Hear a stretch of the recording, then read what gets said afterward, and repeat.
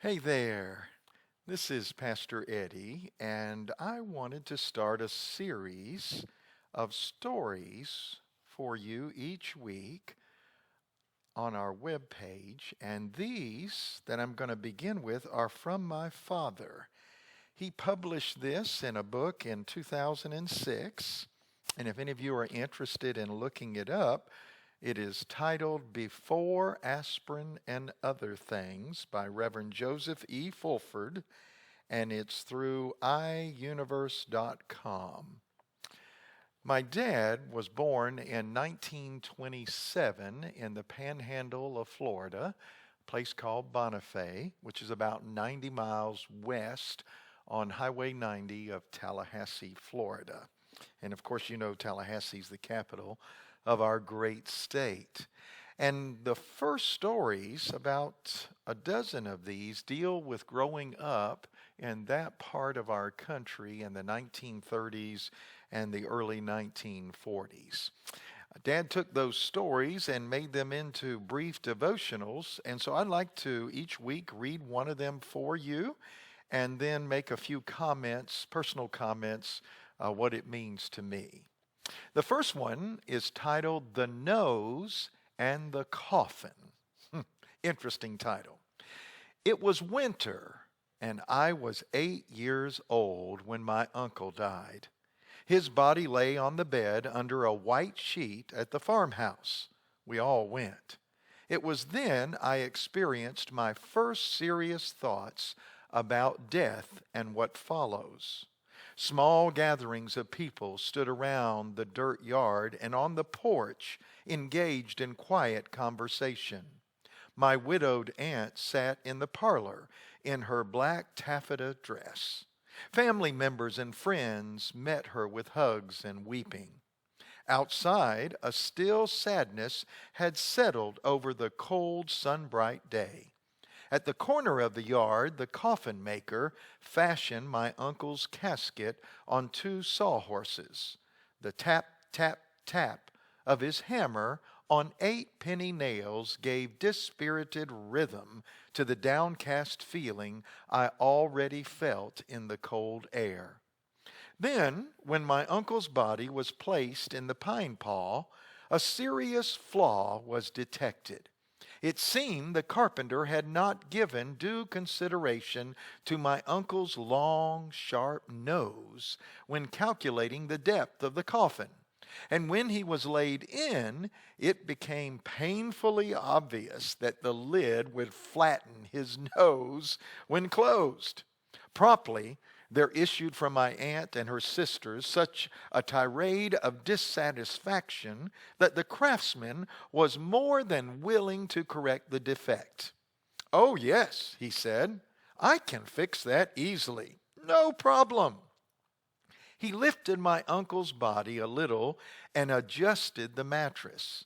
Then he got a thinner pillow from his truck, patted it down, put it under his head, and said, "See there? He is much lower now. The covering won't touch his nose at all. Plenty of room there." But I was 8 years old, and my eye level met the brow of the pine box, and my uncle's nose, like a little peak on a distant horizon, rose to a point just above the casket's rim. Two preachers eulogized my uncle before the open casket at the church. They each preached a long time and kept pointing upward and assuring us that our dear departed was going to heaven. I felt good about what was being said, but I just couldn't keep my eyes off that little pinnacle on the casket's edge as I watched the flat top placed on the box and saw my relative's nose pressed down. Later, in front of a mirror, I pushed my nose down with my fingers and said some words.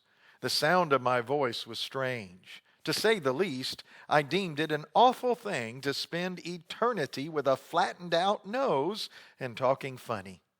In the course of my next 60 years, I have discovered much more about the life to come. To me, heaven is a place where death does not exist, a city not seen, but hovering imminently above us. Intuitively, the whisper of faith ensures that our God and our deceased loved ones are alive and veritably closer than we can know. This good news should have a joyful impact on all persons. Moreover, in God's celestial city, there are no imperfections. My uncle left his compressed nose in the grave, and when I see him again, he will be flawless. Above all, for you who are paradise bound, there is a bright and glorious future awaiting you in Abraham's bosom. The apostle's words are right on target when he says, "Eye hath not seen nor ear heard, neither have entered into the heart of man the things which God has prepared for those who loved him." Found in 1 Corinthians 2:9. Comfort each other with these words. Dum, da-dum, dum, dum. You know, when I read this first story from my father years ago, I think about fond memories of my childhood, and I've always felt that I had a big nose, maybe like my great uncles. And I remember as a child one day looking in the mirror and trying to flatten out my nose. As a matter of fact, I spent the whole day with my finger pushed against my nose, thinking that in the end it would make it smaller. But to be honest with you, as you already know, my nose continued to grow. Not the size of Pinocchio's, but it continued to grow as I grew up. I love Dad's idea that when we get to heaven, everything is perfect. All the flaws, or at least what we would consider flaws, are passed away. And because of what Jesus Christ has done for us, we have eternity in that flawless paradise. Blessings.